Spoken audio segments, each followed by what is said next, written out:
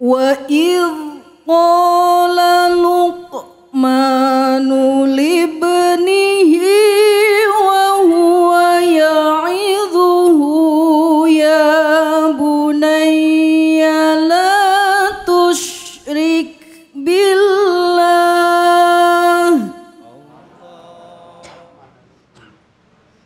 inna syirka la zulmun azim.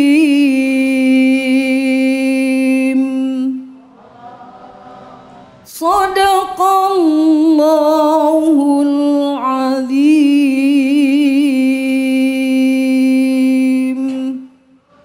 Maha benar Allah dengan segala firman-Nya. Ingatlah ketika Luqman berkata kepada anaknya saat ia menasihatinya, "Wahai anakku, janganlah mempersekutukan Allah. Sesungguhnya mempersekutukan Allah itu benar-benar kezaliman yang besar." Quran Surat Luqman ayat 13.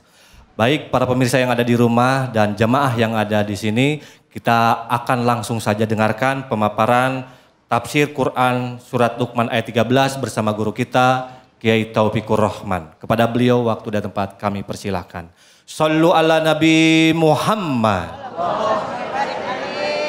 Tafadhol. Assalamualaikum warahmatullahi wabarakatuh. Waalaikumsalam warahmatullahi wabarakatuh. Pemirsa Cahaya Hati Indonesia, juga para bunda, para yahanda di Masjid Darun Naim yang saya hormati, cintai, sayangi karena Allah. Qori'ah kita yang telah membacakan surat Luqman ayat 13, pengatur acara kita Kang Yoga yang sudah mempersilahkan saya, sepat, gabus, lele, lohan, cepat, bagus, nggak bertele-tele, jamaah udah pada nggak tahan. Mau ngaji maksudnya. Ya, saya bacain dulu biar mungkin afdal dan berkah majlis kita. Wa idqala, dan ketika berkata sopo Luqmanu, yaitu Luqman, libnihi, kepada anandanya, kepada anaknya, wahia, dan dia yaitu Luqman, yaidhuhu, memberikan nasihat kepada anaknya, ya bunaya, panggilan kesayangan, wahai ananda, wahai anakku, la tusyrik billah, janganlah kamu sekalian menyekutukan Allah. Inna syirka, sungguh menyekutukan Allah, la zulmun azim, sungguh kezaliman yang sangat besar. Intinya merupakan dosa besar. Ayah bunda, lihat cara Quran memilih bahasa.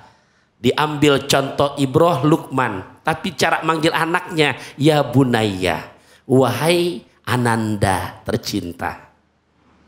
Ada orang Betawi di sini? Ada. Orang tua Betawi punya bahasa. Saya udah gede begini, bahkan udah punya anak.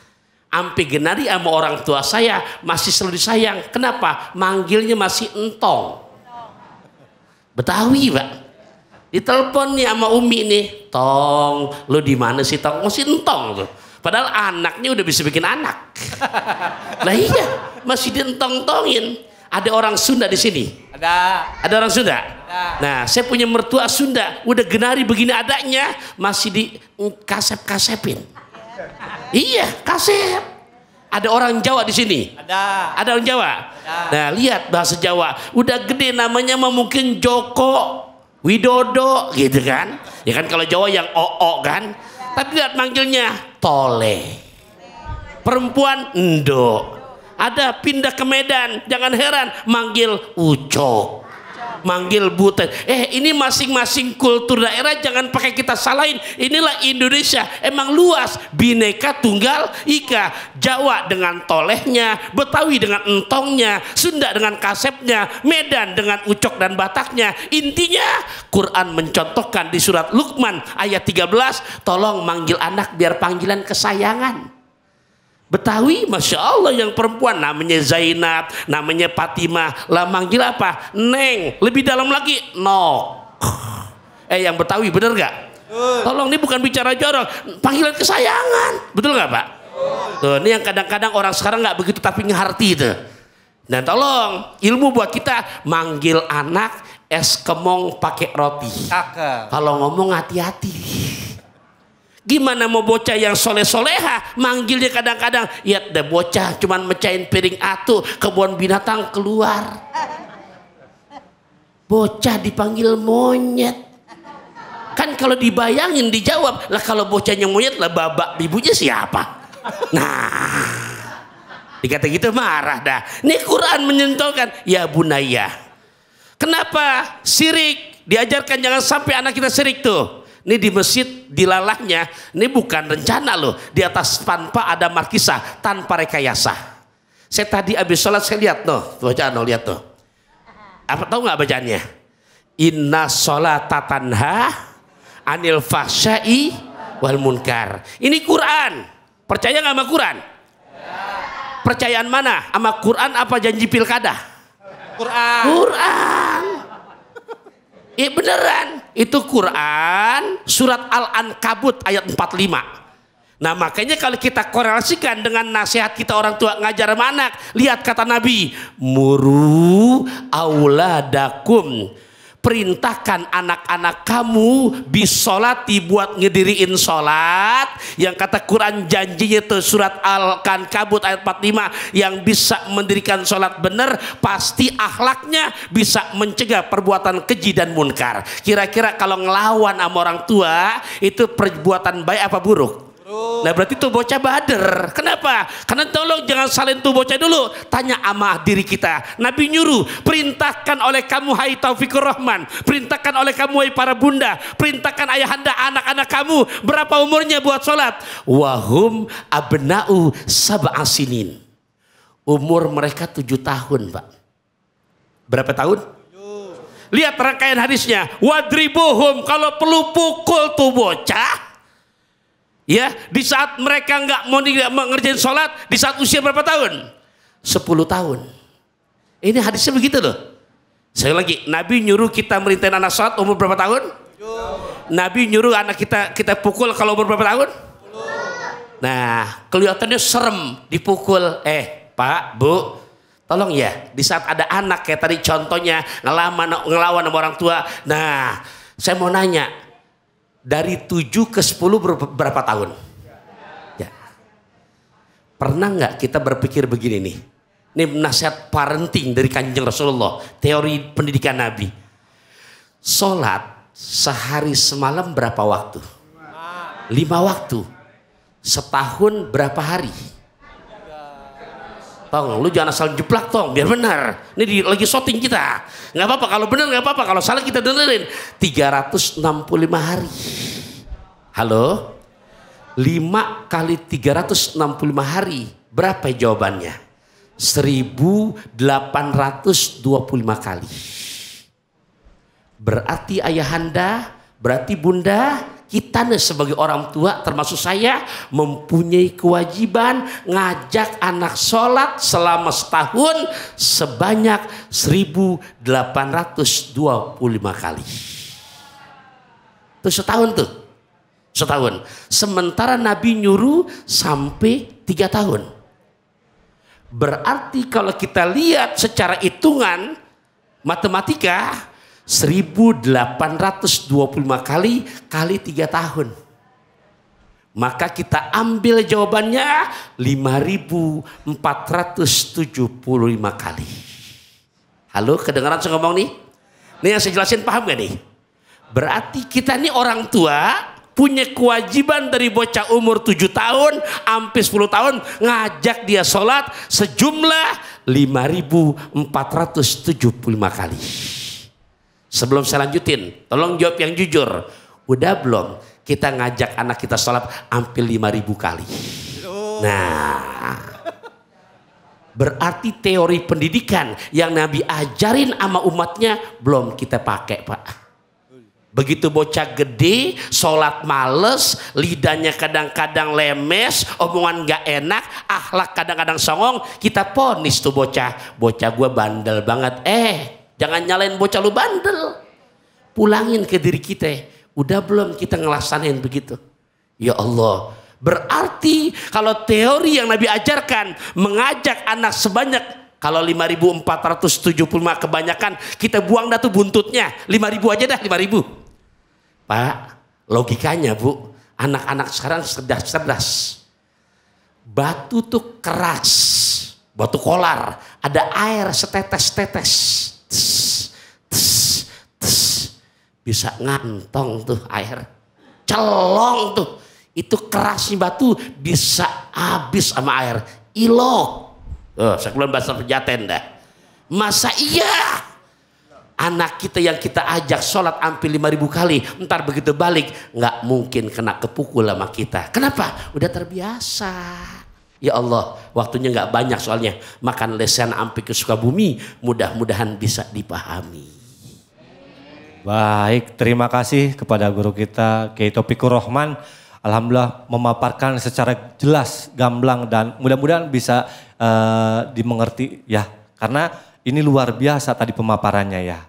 Baik, selanjutnya saya pengen coba nanya di sini yang pengen bertanya, siapa yang mau bertanya silakan, mana acungi tangannya. Mana dari sana sampai sini, mentok di sini. Nah, silakan Ibu, dengan Ibu siapa, dari mana, pertanyaannya silakan. Assalamualaikum warahmatullahi wabarakatuh. Waalaikumsalam. Perkenalkan, nama saya Tuti Patahila. Saya ingin bertanya Ustadz, saya pernah dengar cerita ada seorang suami memperlakukan buruk terhadap istrinya Ya. dan terlihat oleh anaknya. Sehingga anaknya membentak ayahnya. Nah, pertanyaan saya, dosakah seorang anak membentak ayahnya? Karena ngebela ibunya. Ya, karena membela ibunya. Ya, terima kasih sebelumnya Ustadz. Ya. Assalamualaikum warahmatullahi wabarakatuh. Waalaikumsalam warahmatullahi wabarakatuh. Gimana Kiai? Ya, jadi ini ada dua jawaban. Pertama, karena ada kaitan laki yang gak bangetan galak sama bini. Tolong yang merasa laki jangan belaga budak dengerin nih. Lah beneran, karena tadi ngebentak. Iya, ya Allah Pak. Bini kita nikahin gak minta banyak. Abang, ayah mau dibeliin tinta, tapi tinta yang dari Belgia. Aku mau kau bicara cinta, tapi yang membuat hatiku selalu bahagia. Bener gak Bu? Betul. Iya. Begitu kita jabat tangan sama mertua kita Pak. Tolong yang laki-laki dengerin nih. Beneran. Ya, begitu kita jawab tuh, qabil tu nikahaha wa tajwijaha bil mahril mazkur halan, aku terima nikahnya dan kawinnya si fulana binti fulan dengan mas kawin tersebut tunai. Maka sejak hari itu bini kita udah makmuman lillahi ta'ala sama kita. Betul apa enggak? Mungkin bapak asli orang Pejaten, mungkin bini kita orang Jayapura nih, Papua. Maka ngomong nih menantu sama mertua, ayahanda, kata menantu nih, karena pelaksanaan nikah udah beres dan kami sekarang harus tugas lagi ke Jakarta. Maka saya izin ya untuk ngajak bini saya buat berangkat ke Jakarta. Bu, ya. Maka bini ikutin gak tuh sama laki? Ikutin Pak, dan harapannya pengen bahagia. Dia tinggalkan tuh emaknya yang ngandung sampai 9 bulan lebih, nyusuin sampai 2 tahun, dirawat tuh anak sampai udah gede dewasa. Kita nikah, kita bawa bini kita. Ya Allah, nyampe ke Jaten tuh laki galak banget. Salah sedikit kebun binatang keluar. Tuh bini ampe dalam kamar curhat, kebayang lagu Bang Haji Romah. Ya Allah, surga yang engkau janjikan, neraka yang ku dapatkan, manis yang engkau katakan, pahit yang, ya Allah. Tuh bini begitu. Ada laki di sini begitu nih, ada nih. Jangan Pak tuh. Ya, nah cuman di saat tadi anak akhirnya berani ngelawan kepada laki, maksudnya kepada ayahnya, ya dosa. Bicara dosa jelas. Kenapa? Karena nggak bisa ditawar-tawar. Di saat anak udah berani ngucap, saya tegesin lagi nih, surat Al-Isra ayat 23-24. Saya ulangin, surat apaan? Al-Isra ayat berapa? 234. 23-24, jelas banget nih ngomong tuh. Apa maksudnya di situ? Jangankan ngucap ngelawan sama orang tua, ngucap cih, tolong beliin apa namanya cabe, dosa udah tuh. Apalagi lebih dari itu. Nah cuman punten, ini bocah bisa ngomong gitu karena ada yang ditiru kan. Kenapa? Habis dari sejak nikah, bapak gua kalau marah galak banget sama emak gua tuh. Daripada ntar mama gua babak belur tuh. Bu. Nah kembali lagi kepada tugas ayahanda para suami ini. Ada hak istri, ada hak suami. Ada hak suami, ada hak istri. Giliran sesuai pertanyaannya, saya jawab hadisnya. Ada hak zauzah ala zauz. Ada hak ibu bu, sama laki. Hak ibu nih sama suami. Apa yang pertama kata Nabi? Ayut imaha idato imah. Begitu kita nih ibu dinikahin sama suami, maka sejak hari itu kewajiban kita Pak nanggung nafkah zohir batinnya. Jadi kalau zaman sekarang udah nikah, bini mulu yang traktir, ganti lu pakai rok. Iya kewajibannya tuh, itu hak ibu. Yang kedua diantaranya tuh walayadribul wajah, tugas suami, hak ibu. Apapun yang terjadi, masalah besar apapun, jangan pernah untuk tangan kita nempel ke pipi bini kita. Apalagi dengan bahasa yang kasar. Ya Allah, Nabi aja manggil bini Pak, ya Humairah, wahai istriku yang pipinya rada kemerah-merahan. Ntar jamaah cahaya Indonesia silakan kalau mau niru. Kebetulan yang kita punya di rumah ada hitam-hitam sedikit. Manggil pakai bahasa Arab silakan. Ya Hajar Aswad. Ya. Nah mudah-mudahan begitu ya Ibu Tuti Fatahillah. Ya. Baik, terima kasih. Gimana Ibu? Jelas? Puas? Ngaji lagi nanti kesini lagi ya. Insya Allah. Baik, terima kasih Kiai yang sudah menyampaikan keilmuannya luar biasa. Beliau salah satu idola saya juga. Bahkan kalau ibu pengen punya anaknya baik, pondokin di pondok pesantren Data Darul Taufikur Rahman di Bogor. Amin, jadi promosi gitu. Ya gak apa-apa. Baik, terima kasih Kiai. Dan buat para pemirsa yang ada di rumah, jangan kemana-mana. Setelah yang satu ini kita akan masuk bersama segmen selanjutnya, yaitu bersama guru kita Al-Mukarram Ustadz Fatullah dengan pembahasan tafsir Quran surat As-Saffat ayat 102. Jangan kemana-mana, tetap di Cahaya Hati Indonesia.